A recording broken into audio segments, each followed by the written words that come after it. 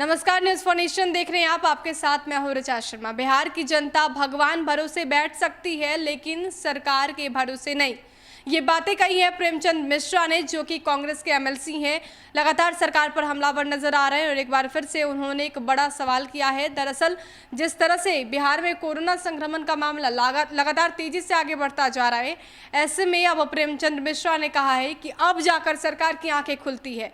इतना कुछ हो जाता है, मौत का आंकड़ा भी काफी तेजी से बढ़ रहा है। ऐसे में सरकार अब जाकर कुछ ठोस प्लान कर रही है। जो पहले करना चाहिए उसमें सरकार फेल रही। इसके साथ उन्होंने कहा है कि जांच किस तकनीक के सहारे हो रहे हैं, इसमें पारदर्शिता क्यों नहीं है, ये पब्लिक डोमेन में क्यों नहीं रखा जा रहा है, आखिर क्यों भ्रम सरकार फैला रही है। क्या कुछ कह रहे प्रेमचंद मिश्रा, आप सुनिए। बिहार में जिस रफ्तार से कोरोना का संक्रमण बढ़ रहा है और अब सिर्फ संक्रमित मरीजों की संख्या वृद्धि नहीं हो रही है, बल्कि आए दिन मृतकों की संख्या में वृद्धि हो रही है। अब कल ही 10 लोगों के मरने की खबर आई। तो यह स्थिति बेकाबू होते जा रहे कोरोना को एक तरह से प्रमाणित कर रहा है और सरकार के लोग औपचारिकताएं पर औपचारिकता कर रहे हैं। अब डॉक्टरों की ड्यूटी लगाई गई है कि भाई आप वार्ड में रहें। 4 महीना से आप कर क्या रहे थे? ये ड्यूटी पहले क्यों नहीं लगाई?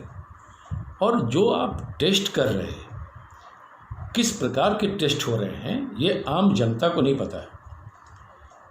एक RT-PCR टेस्ट होता है जिसकी ऑथेंटिसिटी मानी गई है कि वो टेस्ट अगर होता है तो उसमें परफेक्शन होता है कि आप संक्रमित हैं या नहीं। वो बिहार में नहीं के बराबर है। आप बिहार में कर क्या रहे हैं? तो आप रैपिड एंटीजन टेस्ट करा रहे हैं। इसके अलावा भी कई प्रकार के टेस्ट होते हैं। तो मैं समझता हूँ सरकार को, खासकर मुख्यमंत्री जी से हमारा आग्रह है कि जो टेस्ट आप करवा रहे हैं उस बारे में आम जनता को बताएं कि इसमें क्लैरिटी होनी चाहिए कि आप कौन सा टेस्ट करा रहे हैं। क्या कोई सिर्फ औपचारिकता हो रही है या वाकई में सरकार की तरफ से गंभीर जांच की बात हो रही है? आपने कहा कि 10,000 टेस्ट हो रहा है, लेकिन 10,000 टेस्ट हो रहा है कि किस लेवल का टेस्ट हो रहा है?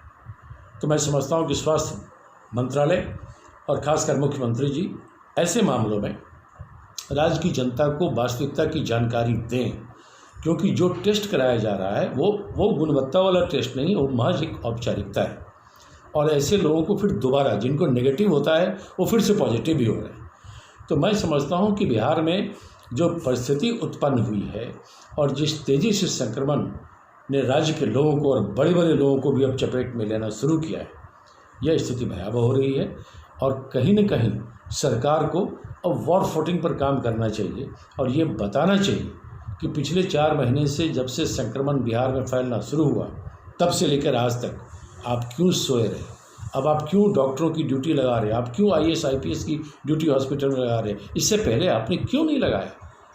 तो मैं समझता हूँ राज्य की जनता इन चीज़ों को अब समझ रही है कि राज्य में, बिहार में अगर जीना है तो आप भगवान भरोसे जी सकते हैं।